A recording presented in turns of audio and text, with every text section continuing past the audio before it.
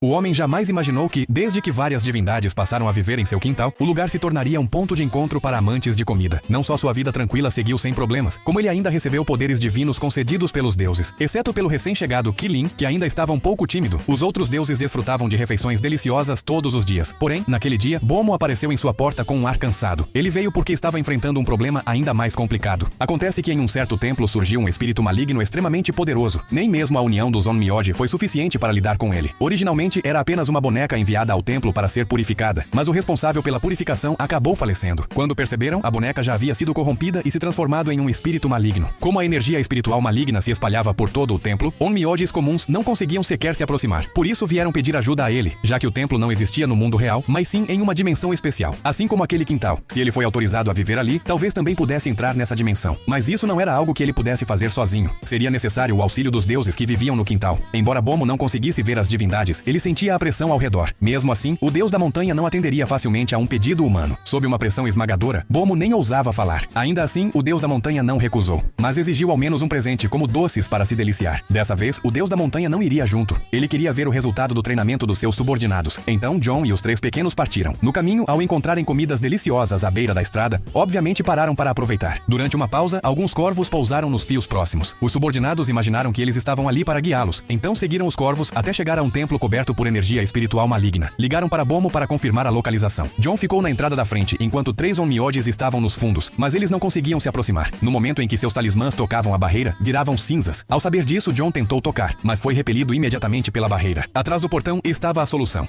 Então, os três subordinados uniram forças, e o portão fechado começou a se abrir lentamente. Ao entrar, deram de cara com o templo. Antes que pudessem observar melhor, uma sombra negra saiu disparada de dentro. Ao ser atacado, John rapidamente usou um talismã para se defender. Após dissipar a energia maligna, duas bonecas caíram do ar. Sem tempo para pensar, uma segunda onda de bonecas atacou. Os três pequenos agiram rapidamente e derrubaram uma cada um com facilidade. Mas uma delas de repente voltou à vida, puxando cabelos que se enrolaram em Xiao Huang. Felizmente, as outras duas cortaram os fios rapidamente. John o segurou nos braços. Nesse momento, um rugido estranho veio de dentro do templo. Surgiu então uma boneca vestida de vermelho, emitindo uma densa energia maligna. John lançou um talismã com velocidade do vento.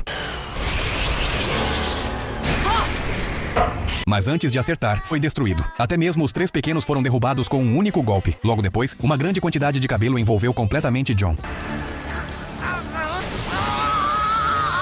Quando parecia que ele não conseguiria resistir, o deus da montanha interveio desde o quintal. Após derrubar a boneca, John, já resgatado, pegou um pincel e traçou um símbolo nela, dissipando a energia maligna. Dentro do templo havia uma esfera espiritual possuída pela energia negativa. Mesmo usando todos os seus talismãs, ele não conseguiu exorcizá-la. De repente, a terra começou a tremer e a dimensão começou a desmoronar. Xiao Huang, desequilibrado, caiu dentro do chapéu de John, onde havia uma folha de árvore do quintal. Pensando que a árvore divina também poderia conter poder, ele escreveu um símbolo na folha. Com uma explosão de energia, a energia maligna foi completamente eliminada. Nesse momento, a dimensão começou a colapsar em larga escala. Quando John estava prestes a alcançar a saída, uma grande árvore caiu em sua direção. Quando acordou, ele já havia escapado da dimensão, graças à intervenção de emergência do deus do vento e do deus do trovão. No dia seguinte, Bomo voltou, trazendo presentes para agradecer a ele e aos deuses. Enquanto isso, as criaturas divinas estavam no quintal saboreando um churrasco. O Qilin, ainda com medo de humanos, se escondia timidamente no mato próximo. Ele também entregou ao protagonista um presente, um durian. Nesse momento, a esfera espiritual começou a brilhar e se transformou em um pequeno pássaro vermelho. E ele era o último dos 4 animais sagrados, a Fênix.